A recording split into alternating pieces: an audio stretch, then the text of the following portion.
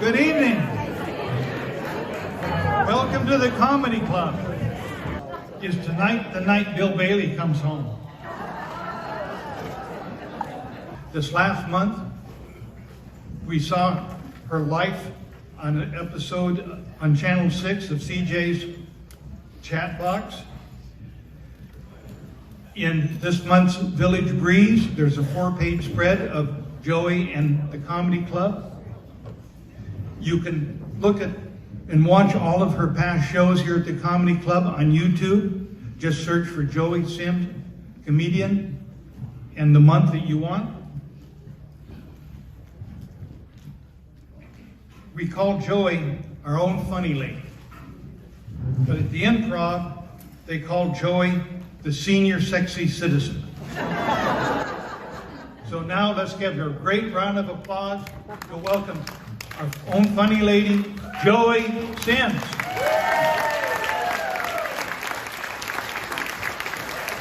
Hi, you all. How you doing? Oh, I got my own orchestra tonight, guys, because I got a funny song I couldn't find the words to. So, okay, this is John. Isn't he cute? John is with the Nomads Dance Band that we're all enjoying like crazy. And he's a village resident. He has a band with Lyle Sanders, Dutch Fisser, Pamela Sankey, and Bill Hamburger. All hard names. All with decades of professional experience. The Nomads are all about making people dance, and this group dances, I'll tell you. Oh, we ain't got a barrel of money. Sing it with me. Maybe we're ragged and funny, but we'll travel along, sharing our song, side by side. Oh, we don't know what's coming tomorrow. Maybe there's trouble and sorrow, travel the road, sharing our load.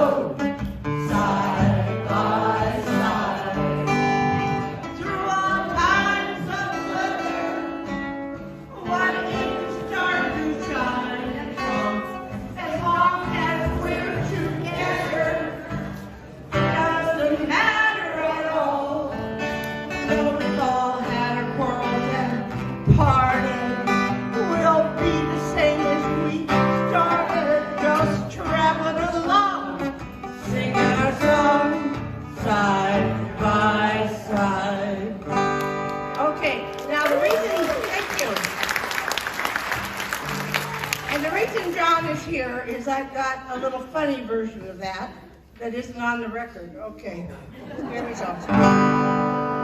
Okay, we got married last Friday.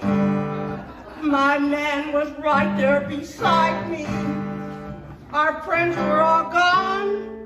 We were alone, side by side. We were so happily wed then. We got ready for bed then. His teeth and his hair, he put in a chair, side by side. One glass eye so tiny, one hearing aid so small. Then he took one leg off, put it on a chair by the wall. I stood there broken hearted. All of my men had departed. I slept in the chair. There was more of him there. Side by side.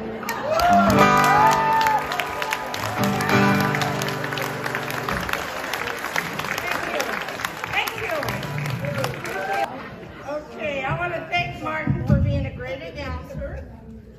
And yes, thank you, Martin. Sometimes I call him Marvin, he gets so mad. Anyway, and then I want to introduce you. We have two new film girls. Noreen Carlin was a big shot at Columbia Pictures. Then I have a new agent named Jackie. Where is she? Oh, she's over there. Okay. And The video club is even helping us for the first time in 14 years. Thank you to the video club.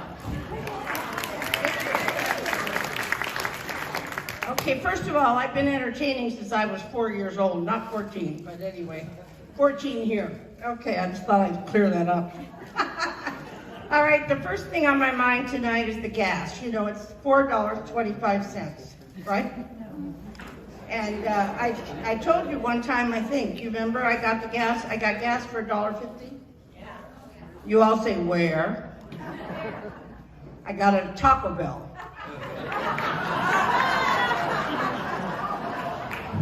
Yeah. And I'm not very happy about Third Mutual going to charge me $93 or more a month.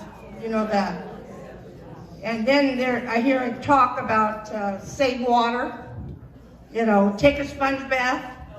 I don't mind being poor, but I'm not going to be poor and dirty. That's it.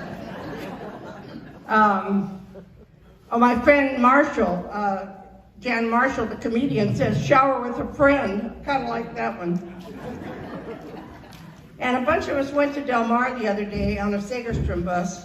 It was a fun day. You know, I almost grew up at Santa Anita Racetrack, so I was leading a class in how to bet.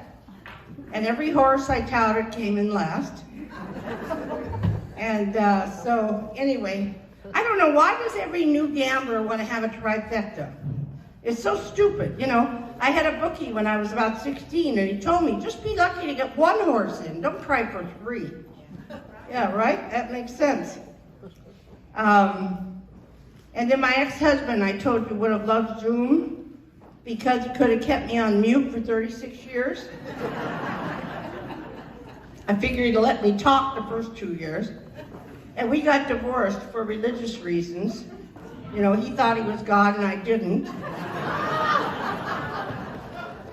And right after I'd make a big breakfast, because guys, Martin tells you I'm a good cook. Right after I'd make a big breakfast, he'd call me up an hour later and say, what are you making for dinner? I had no idea that was foreplay. Anyway, he was a really good guy that did all his business on a handshake. You know, he was a great architect, did all his business on a handshake. Pretty soon I was the only one in Orange County that wasn't screwing him. Oh, that's funny. What's the matter with you guys today? Anyway, I raised 3 teenage girls at 3 different times in my life. That's why I'm not afraid of terrorists. And I sometimes think God gave us kids so that death wouldn't be a deterrent. Then I met another guy, and it never would have worked because I have a bad back and he had a bad front. And one guy I went out with spent 45 minutes fixing his hair and left it in the hotel room. And this other guy was much younger than me, but he could dance. I love to dance. We got along fine, because like Martin told you, I have an early education credential. I can handle younger men. Okay. Anyway, he told me after a while, sorry, Joey, but the sparks are gone. So I tasered him. And by the time I got through, he was sparking. Now remember, don't make old people mad, because at this age, prison isn't much of a deterrent. You hear that, Stacy? Another guy made me so mad I stole his wheelchair. He came crawling back to me. And years ago, when I first came here at 39, 21 years ago, I took one guy to my house and I mixed him a drink and he put his teeth in it. Then I said, excuse me a moment while I slip into something more comfortable. When I got back, he'd slipped into coma. Anyway, I decided last night that I want to go on a diet again. So I had salad for dinner. Actually, it was fruit salad. Well, mostly grapes. Called wine. I had wine for dinner. That'd be funny if it weren't true, right? I'm a bit worried about my memory. I didn't used to have to look at a paper. But anyway, I bought memory foam shoes, and I'm eating Thin Mints, but neither one is doing any good. Some of us went to the Olive Garden the other night. The food is so good, but you know, everything they have is 1,500 calories. And we saw these 300-pounders coming out of the restaurant. I told my girlfriend, look, they were size 6 when they went in. Then I have a new friend. She's a great seamstress. So, you know, I love to sell anything almost. So I said, she's making the pants, I will sell them. They will combine the comfort of dockers and the protection of depends. We're going to call them dry dockers. And there were 3 of us gals talking about passing on. And my girlfriend, Pat the Hat, said, I want to be buried in my new dress and my hat. And then Edith, my other friend, said, I have drank so much good wine in my life, I want to be bottled. And I said, I want to be cremated. Just once more, I want a hot smoking body. And here's a little side note for you. You know, I always try to bring you people some culture. Italians drink red wine and they suffer less heart attacks than Americans or British. Write that down. And remember, I told you before I want to start my own online dating club. You know, instead of our time, it's going to be called Time's Up. And this is like the last resort, you know. Our slogan will be, have the courage to love one more time. But then I thought about our age, and I think maybe it should be speed dating. Do you know that the online dating, I was researching it, because I think it would be funny to have this club called Time's Up. Anyway, 82% lie about their age, their height, their weight, their education, and their income. And some about their marriage status. One lady who tried so hard said to the last caller who asked her on a date to dine and wine, if you don't look anything like your picture, we're gonna drink until you do.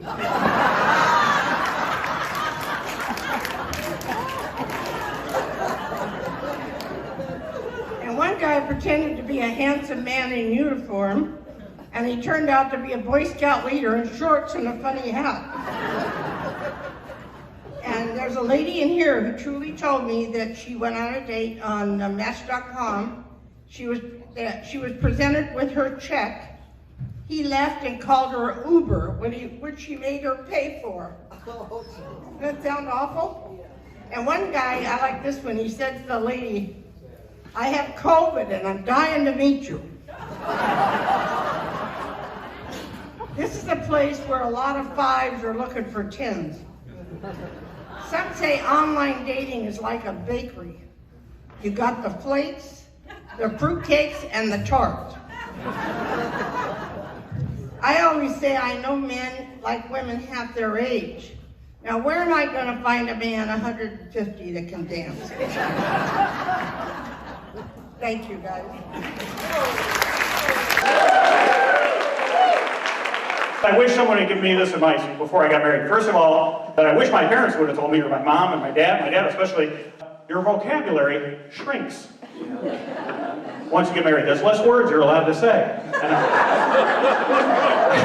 I didn't know that. You think someone would have told me that? I make my living with words. You think someone would have told me about that? There are less words you're allowed to say. I can't say this word anymore. I can't say, relax. If I say the word relax, it has the complete opposite effect of what I'm going for in that situation. Yeah. Usually we're on the second floor of a situation. I'm just trying to talk us down to the first floor. If I say relax, right to the penthouse. Least relaxing possible, immediately. And I want to be fair, that's self-imposed. My wife didn't tell me I wasn't allowed to say that. I just noticed her reaction. The first. 40 times I said it. She didn't seem to like it, didn't relax, so finally I was like, okay, I'm gonna stop saying that. She's banned other things though. She'll make announcements. Sometimes I'll come home from a night like this and she'll make an announcement when I walk in the door. I'll open the door and she'll be like, hear ye, hear ye! Henceforth you will not do or say the following things in the following situations. Any questions? Please see addendums 3 through 5 on the following pages.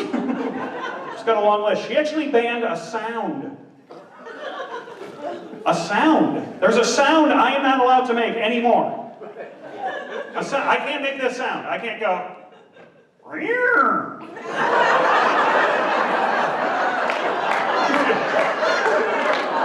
Do you know that sound? That's a fun sound, right? I haven't done that forever. I forgot how fun it was. Rear. She hates that sound. She does not like it. Are you all familiar with that sound? You all know that? You all know the meaning of the rear? Okay, she doesn't like it. She put a stop to that. And I will tell you this. My wife is fantastic at conflict. She's great at conflict. I guess I was doing it a lot. She didn't stop me in the moment. She waited a whole day. And then just out of the blue, she goes, hey, come here. Get over there right now. Get over there. Come here. Come here. You know that cat sound? I don't like that cat sound. No more cat sound. Don't ever do that again. It's belittled. It's demeaning. No more cat sound. Don't do that again. All right, you love me? You want to be with me? No more cat sound. Okay, want to roll together? Die together? Get there together? No more cat sound. Don't ever let it come out of your mouth again. Which ironically was the perfect point to go, rear.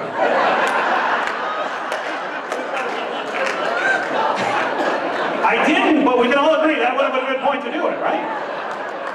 As a comedian, it was very hard not to give her one more rear for the road in that moment. And I'm not even joking about this. You are not allowed to make that sound in our house. That's not a joke. I'm not kidding. Our cat will not make that sound. If our cat gets in a fight with our dog, our cat just goes, relax. Did you know this? Once you hit your 50s, 60s, and 70s, you automatically learn karate.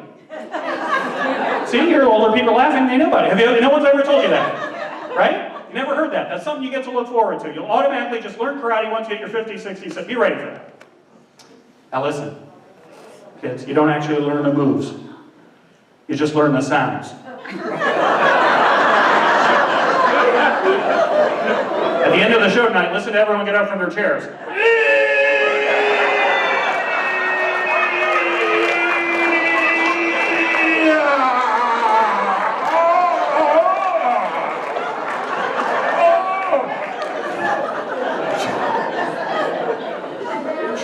Show me, tie the shoe.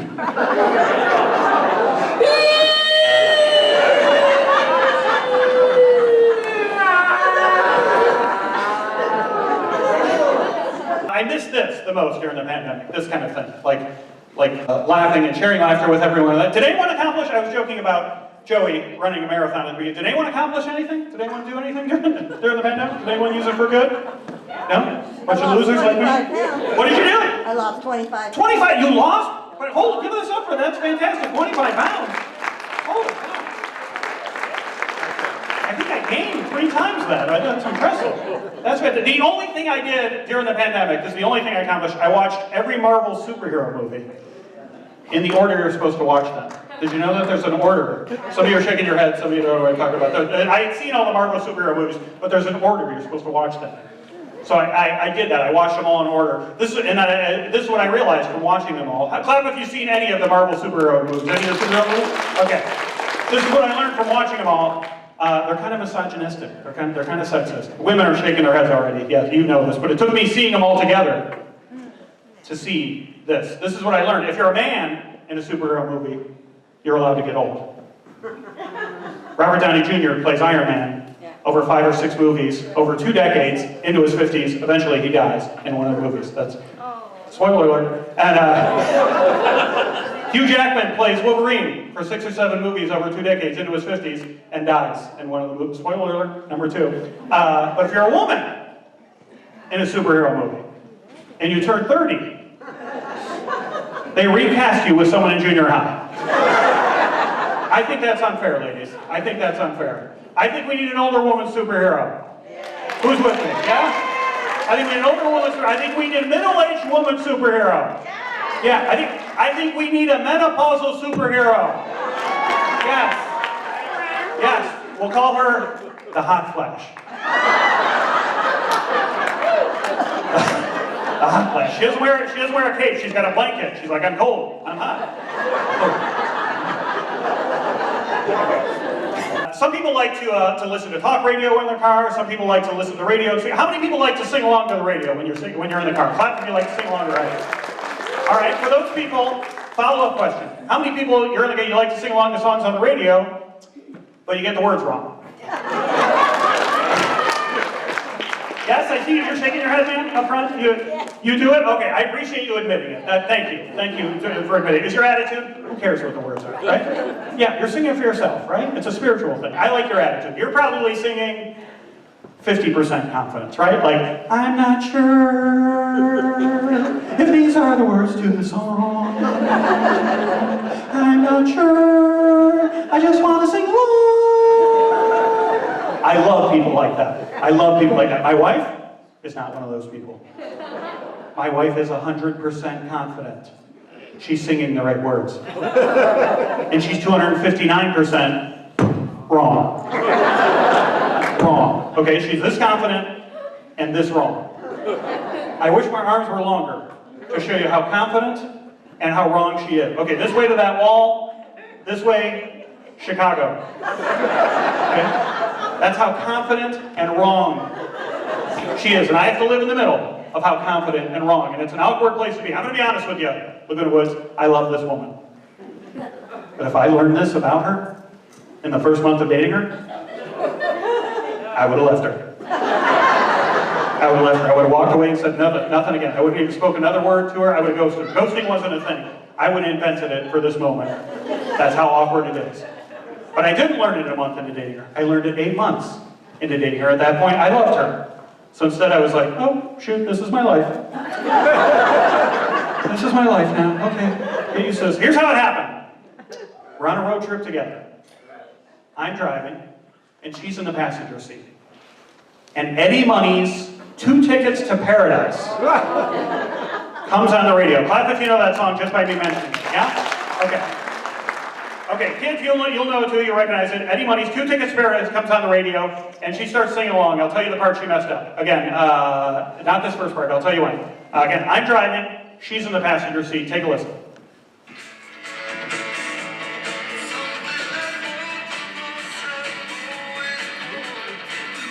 Okay, this part right here.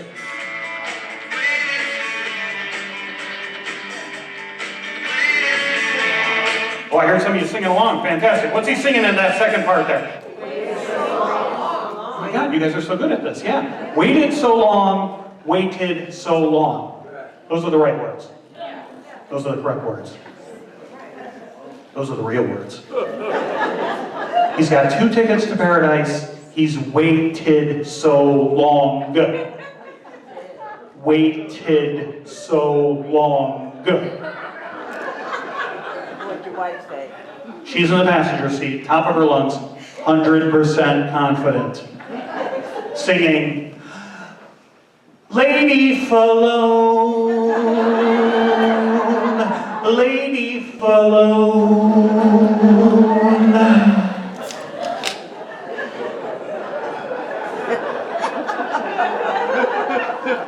Lady is in a woman, and Falone.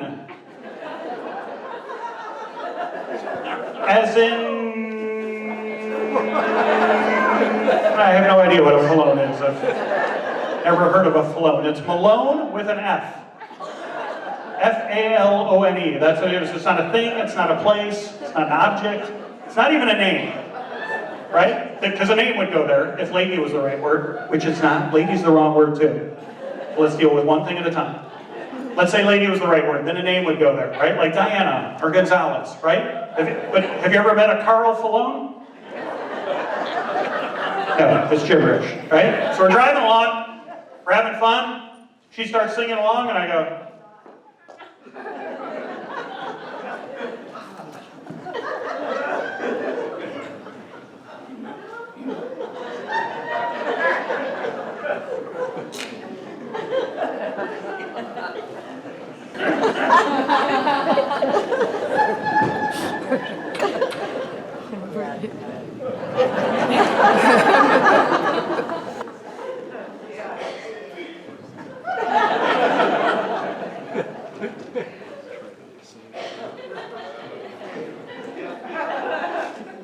Hey!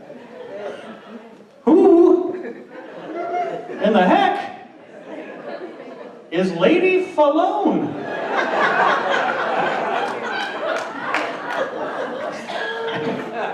And she thought I was being deep. So she goes, I know, right? Who is Lady Falone? Who is she that he wrote this song about so many years ago? I wonder where she is today. Where do you think Lady Falone is today? I go, she's not anywhere, because that's not what the hell he's saying. Okay, you know, if I didn't love you, you wouldn't be walking Lady La home right now. Okay, I want to be fair to her. She's not here to defend herself. When I hear the song now, it does kind of sound like Lady Falone. Take a listen again, see if you hear it.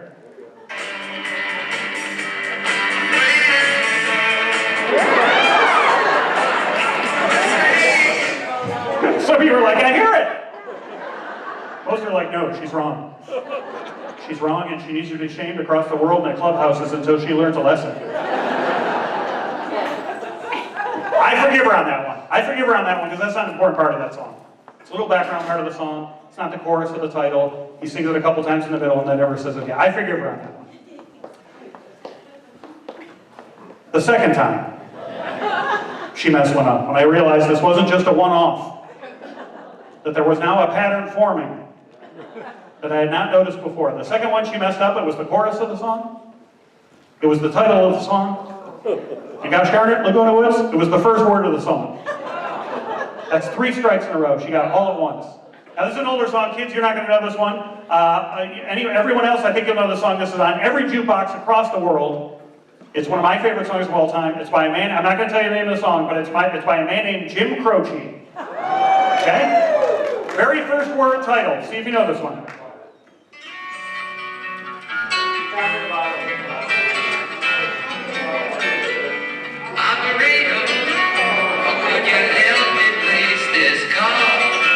People sing along, fantastic. What's that first word title?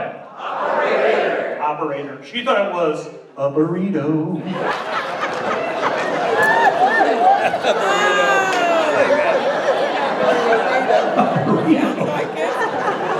A burrito? A burrito? Even if you had never heard the song before. Let's say that was the first time you heard the song and you thought he said burrito. The next words in the song are, could you help me place this call? Who's asking a burrito to help them make a call? It's not going to help you, right? It's an unhelpful food, the burrito, right? It's going to sit on the plate and do nothing. We can all agree it's a jerk food, the burrito, right? It's unhelpful. A taco maybe. It's friendly. It's shaped like an old phone. Maybe it'll do something for you. But not the burrito. We can all agree on this. You guys have been fantastic. Thanks for coming out tonight. Thanks to Joe. Thanks to Riley. Thanks for coming.